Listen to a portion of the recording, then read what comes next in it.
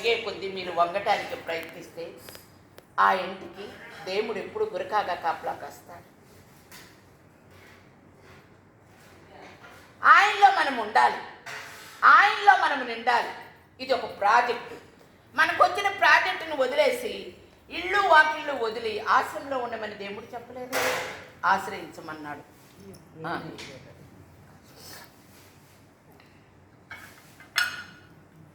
నా టేప్ అరిగిపోతుంది కానీ మీరు మారుతున్నారా? ఎన్నేళ్ళ నుంచి లేదమ్మా, మారాలి కదా,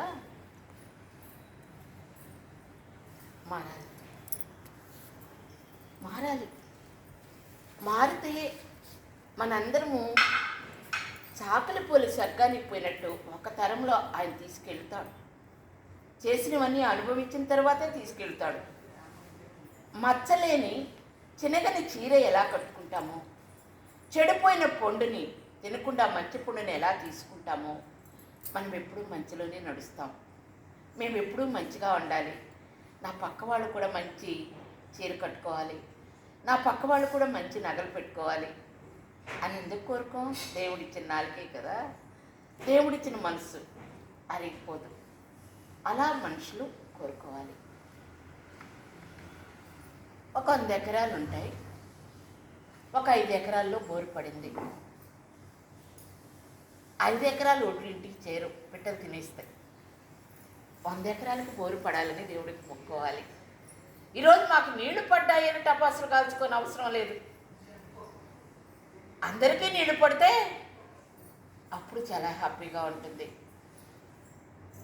అందమైన మనసు కావాలి. మన బిడ్డలు మనం వృద్ధి చేయాలని ఇలా తొడిమిలో కాయలు పట్టుకుంటే అది మెడలు నొప్పులు, చేతులు నొప్పులు. ఈ అమోహాలు కూడా అంతే. ఆయన చూసుకుంటాడు. ప్రాజెక్టు మనం చేయాలి. మనకు వచ్చిన ఆస్తిని కానీ, మనకు వచ్చిన నగలు కానీ, మనకు వచ్చిన ఆస్తులు తీగ పెరిగే కొద్ది పందిలు పెట్టకుండా నాకు చాలు అని విడవకూడదు. ఉన్నంతకాలము కష్టం యజ్ఞం లాంటిది. పనిచేయటంలో ఎలా తప్పు లేదు. కాయలు 100 కాయలు ఇస్తే 10 కాయలు ధర్మం ఎరగండి. అన్నీ 100 కూడా ఇంట్లో పెట్టుకుందామని ఎప్పుడు అనుకోకండి. 100 ఎప్పుడు ధర్మం ఎరుగుతారు. నువ్వు తిన్నది మట్టిపాలైంది, మరొకరికి పెట్టింది మీ బ్యాంకీలో ఖాతాలో పడిపోయింది. ఇంటికి ఎవరు అన్నానికి వస్తారా అని ఎదురు చూడండి. మీరు తిన్నది మట్టిపాలైంది, మరొకరికి పెట్టింది ఎప్పుడు మన బ్యాంకీలో ఖాతాలో పడింది. ఎన్ని రకాలు వేసుకొచ్చి పెట్టామా అన్నది కాదు, ఎంత ప్రేమగా పెట్టామన్నదే భాగ్యం. మనం ప్రేమగా పెట్టాలి. మనలో రాక్షసుడు ఉన్నాడు, మీకు కనిపించడా? మనల్ని తింటుంటాడు. ఈర్ష్య వచ్చిందనుకో, కోపం వచ్చిందనుకో, కుళ్ళు వచ్చిందనుకో, ఎవరిని తింటుంది? మనల్ని తింటుంది.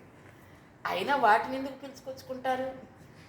ఏ చెడు వాసన వస్తే ముక్కులు మూసుకుంటారే, ఒక చెడ్డ మాటని ఎందుకు దాచిపెట్టుకుంటారు?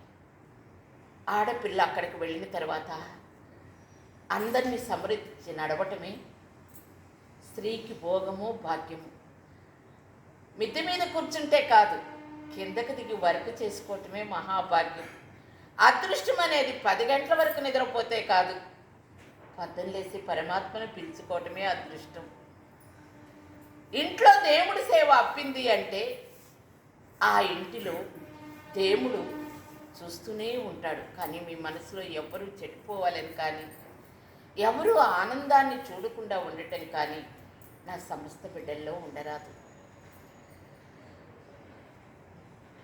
ఎల్లవేళలా దివ్యమైన సంపద ఏంది అంటే నీ మనసు నీకు మాట వినటం. అసలైన శత్రువు మనసు. ఈ మనసు ఎవరో ఒకరు ఎత్తుకొని వస్తానే ఉంటుంది లోపలికి. ఇది వెళ్ళిపోవటమే మనం పరంపదం చేస్తాం. గోవిందా చూడు.